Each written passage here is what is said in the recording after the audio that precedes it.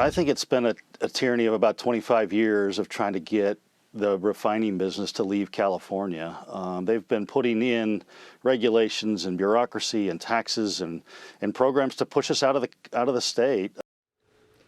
California has spent years, really decades, going after the fossil fuel business in the name of environmentalism, and it's a lie.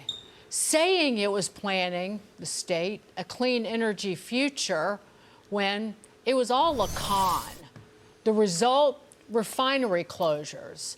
That's in the last 30-some-odd years. An industry exodus, and of course, skyrocketing prices. And now the chickens are coming home to roost, and we're here to watch it all and report on it. Gavin Newsom's state is having a sudden change of heart.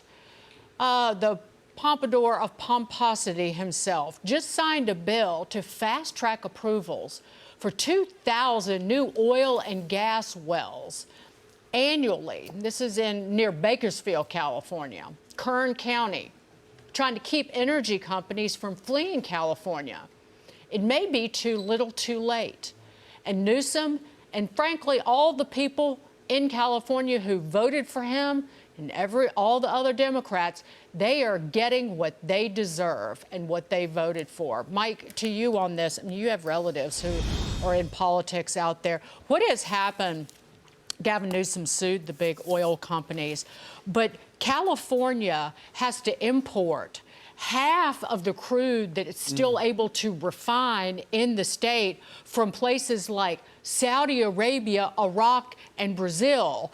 And the CO2 emissions, the smog and pollution from the tankers that have to ship it in has caused emissions to go up and pollution to go up. So it's actually damaging human health in California because they've tried to phase out fossil fuels.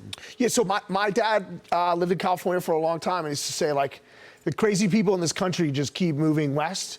And like it just stops in California because they'll fall in the ocean if they keep going any further. And like there couldn't be a truer statement in the world. And these politicians, they don't govern for results. They don't say, hey, what's worked really well in the past, and let's try to make it work really well here. In California, it's I need to govern for a narrative. I need there to be anything shoplifted under $1,000. We don't need to arrest you for that.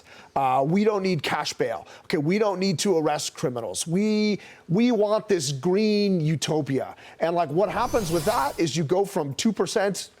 So you start at 13% of the U.S. oil production in the U.S. Now we're down to 2%. Okay, it's still close to between 5 and 10% of their overall revenue for California comes from the energy industry.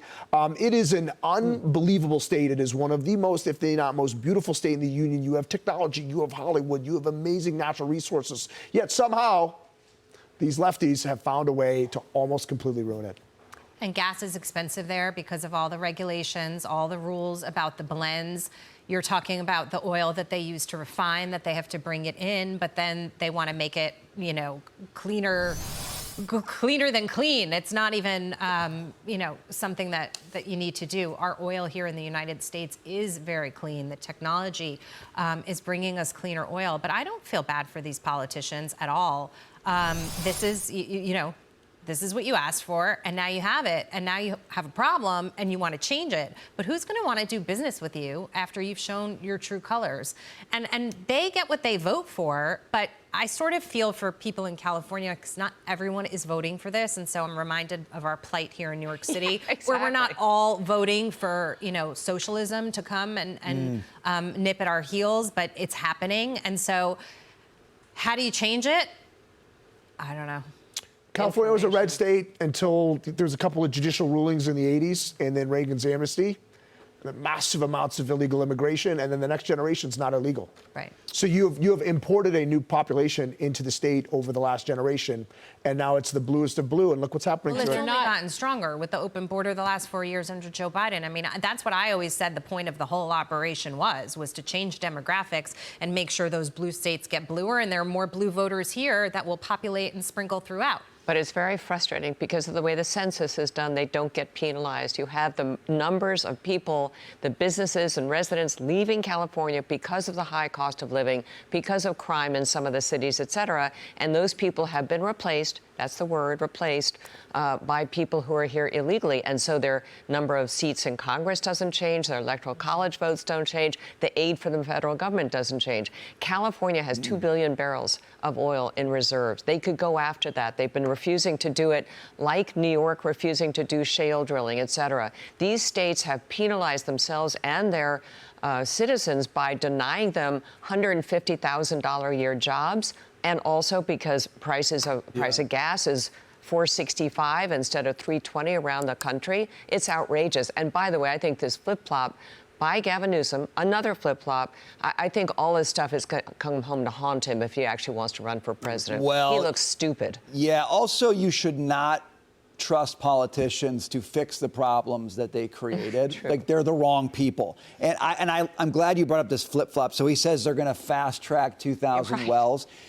It reminds me of the fires in LA and all the fast tracking that was supposed to happen for permits. I don't think that fast tracking actually got on the fast track, because these guys, like, fundamentally are not interested in making fossil fuels more available. So if you trust the people who broke it to fix it, it will stay broke, only it will be more expensive for it to stay broke, which is what's happening in California. Never underestimate, though, the power of political ambition and how that might drive Newsom and his ilk in that state to change their ways, because the legislation that was passed out of Sacramento, it's not only the drilling, but it also allows the governor to suspend requirements for the cleaner summer blends of gasoline to protect against extraordinary price spikes during that time of the year.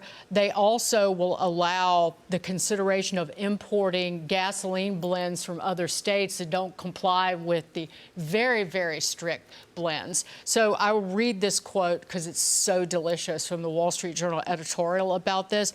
Ponder this for a moment. And this is Gavin Newsom claimed that the Trump administration was making America smoggy again. Ponder this for a moment. California's headlong rush to eliminate fossil fuels, I call it green energy fetishism, is resulting in more smog and pollution, which, unlike CO2 emissions, actually damage human health. That is Gavin Newsom, who refused to talk to Mike Wirth on the phone when Mike Wirth was making the decision to move Chevron out, the headquarters out of the state. He tried to get Newsom on the phone and talk to him before the announcement was revealed. And Newsom's reply was, I don't need to talk about it. I'm good. I'll just add that the president is making the point again this week that climate change was the greatest con job ever. Yep, that was his UN speech.